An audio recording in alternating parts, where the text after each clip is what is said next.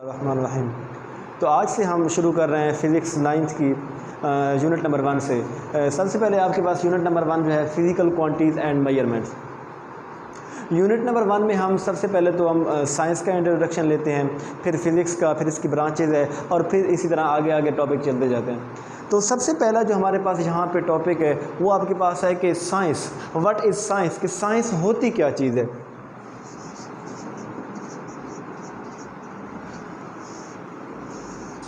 Science आपके पास क्या है? साइंस आपके पास एक ये एक्सपेरिमेंट और जो हम ऑब्जर्वेशन करते हैं वो जो नॉलेज है उसको हम साइंस कहते हैं। The knowledge gained through observation and experimentation is called science, कि वो नॉलेज, वो तालीम जो हम किसी भी चीज़ का एक्सपेरिमेंट करके या उसको ऑब्ज़र्व करके हासिल करते हैं, हम उसको साइंस कहते हैं।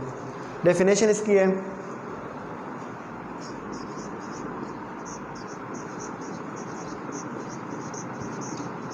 the knowledge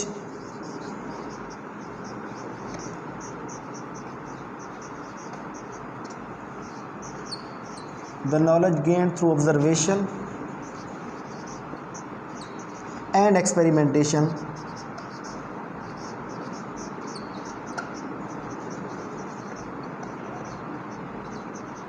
is called science। कि आपके पास जो नॉलेज है, जो तालीम है, जो हम किसी भी चीज़ को ऑब्ज़र्व करके या फिर हम एक्सपेरिमेंट करके हासिल करते हैं, हम उसको साइंस कहते हैं। अब साइंस जो है आपके पास एक लैटिन वर्ड है।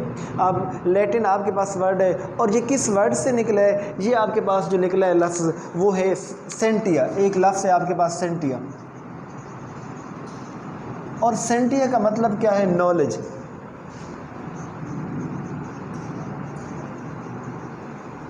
नॉलेज। तो ये आपके पास साइंस का बैकग्राउंड है कि आपके पास किसी भी चीज़ को ऑब्ज़र्व या एक्सपेरिमेंट करके जो हासिल करते हैं तालीम, उसको साइंस कहते हैं, और ये सेंटिया लफ्ज़ से निकला है जिसको हम नॉलेज कहते हैं। इसके आप जैसे जैसे आप आगे जाते हैं, जैसे आप शुरू में जब इंसान थे तो कोई भी चीज़ आपके पास इस तरह नहीं थी। जैसे आपके पास इंसान है, इस दुनिया में आए तो कभी भी कोई चीज़ जो है ना अननोन थी इंसानों के लिए।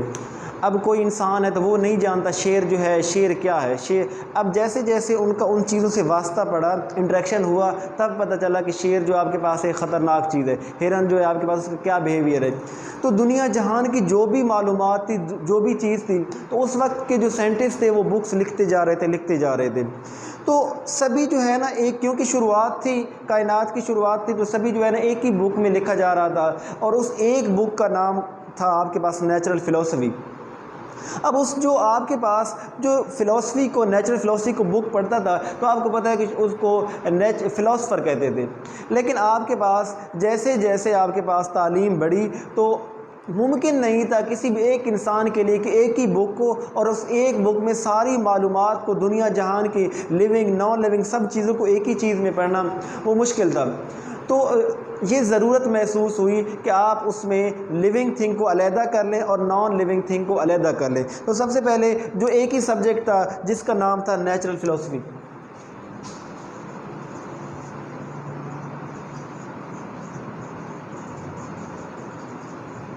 नेचुरल फ़िलॉसफी सबसे पहले आपका ये जो था सब्जेक्ट था उसका नाम था नेचुरल फ़िलॉसफी। इस नेचुरल फ़िलॉसफी में लिविंग थिंग की भी मालूमात थी और नॉन लिविंग थिंग की भी मालूमात थी। लेकिन मैंने जैसे आपको बताया कि जैसे जैसे साइंटिस्ट जो है या लोगों की तालीम की तरफ रुझान बढ़ा, तालीम की तरफ जो आपके पास इंटरेस्ट बढ़ा, तो इस एक ही बुक को पढ़ना, इतनी वसी आपके पास स्टडी को करना बड़ा मुश्किल था। तो इस चीज़ में से दो सब्जेक्ट को अलहदा किया गया। नेचुरल फ़िलॉसफी जो है ना, अब आपके पास दो चीज़ों में फिर डिवाइड हो गई। आपके पास एक जो इसकी ब्रांच है वो फ़िज़िकल में फ़िलॉसफी, और एक आपकी चीज़ जो है वो बायोलॉजिकल फ़िज़िक्स।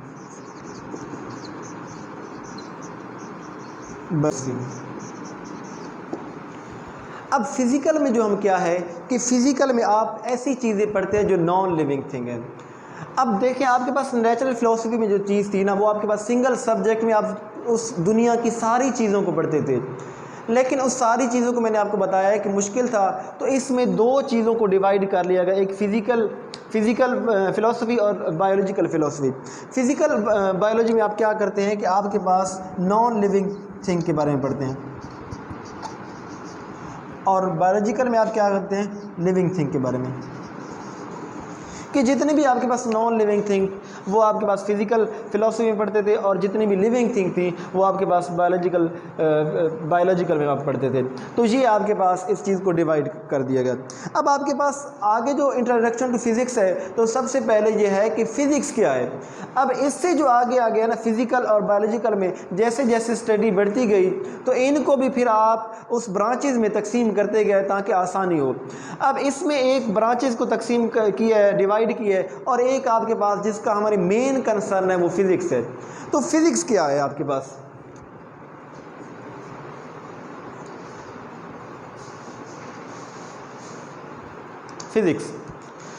फिज़िक्स आपके पास ऐसी स्टडी है कि जिसमें आप क्या करते हैं, एनर्जी और मैटर का आप क्या पढ़ते हैं, रिलेशन पढ़ते हैं। अब आपको पता है कि everything that has mass and occupy space is called matter, कि दुनिया जहान की कोई भी चीज़ है जिसका कोई ना कोई मैस है और वो जगह घेरती है, तो वो क्या है, मैटर है। अब एक मैटर जो है ना वो एनर्जी बगैर किसी भी काम का नहीं है। जैसे आपके पास ये मार्कर है, ये मैटर है। अब अगर मैं इसको एनर्जी नहीं देता, इसको यूज़ नहीं करता, तो इस मैटर का कोई भी फ़ायदा नहीं है।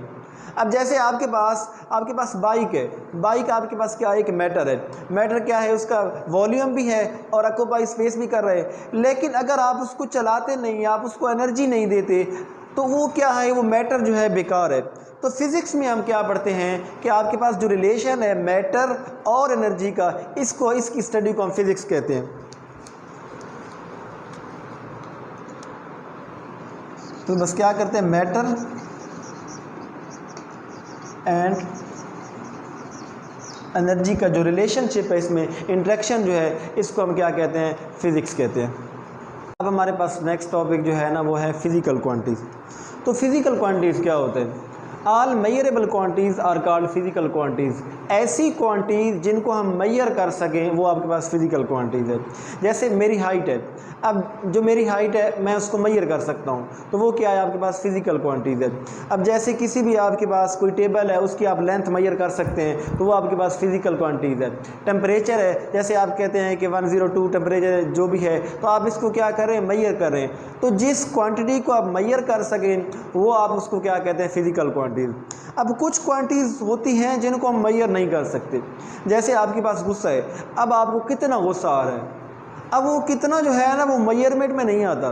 जैसे आप अपनी माँ से प्यार करते हैं, आप अपनी माँ से कितना प्यार करते हैं, तो वो आपके पास एक लिमिट नहीं है, एक नंबर नहीं है, एक क्वांटिटी नहीं है जिसको आप कह सकें कि मैं इतना, मतलब इस नंबर तक प्यार करता हूँ। तो ऐसी क्वांटिटीज़ जिनको हम मेजर कर सकें वो फिज़िकल क्वांटिटीज़ होती हैं, और जिनको हम मेजर नहीं कर सकते वो आपके पास फिज़िकल क्वांटिटीज़ नहीं होती। जैसे आपके पास फिज़िकल क्वांटिटीज़ की डेफिनेशन है, ऑल मेजरेबल क्वांटिटीज़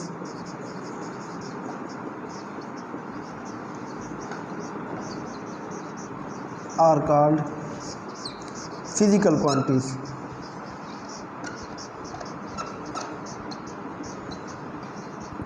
कि आपके पास जितनी भी क्वांटिटीज़ हैं जिनको आप मेजर कर सकें उनको आप फिज़िकल क्वांटिटीज़ कहते हैं। अब जो फिज़िकल क्वांटिटीज़ है ये मज़ीद दो ब्रांचेज़ में, दो चीज़ों में डिवाइड हो रही है कि आपके पास दो इसकी टाइप्स होती हैं, एक बेस क्वांटिटीज़ होती हैं और एक डिराइव क्वांटिटीज़ होती हैं।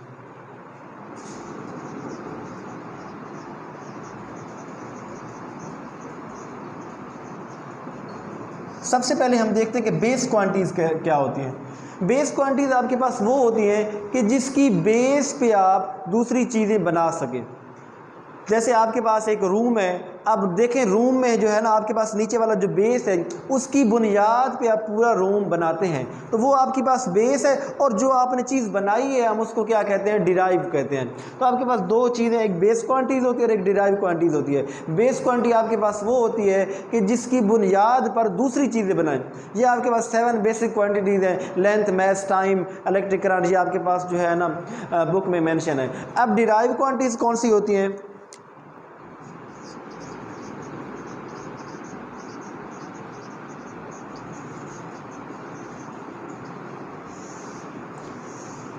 डिराइव क्वांटिटीज आपके पास वो होती हैं जिसकी बुनियाद पे हम बेस की बुनियाद पे डिराइव करते हैं। जैसे आपके पास जो बेस क्वांटिटीज है ना, जैसे वो लेंथ है, आपके पास टाइम है, इस तरीके से 7 बेस क्वांटिटीज है। अब हम इसको सिर्फ लेंथ को अगर यूज़ करें,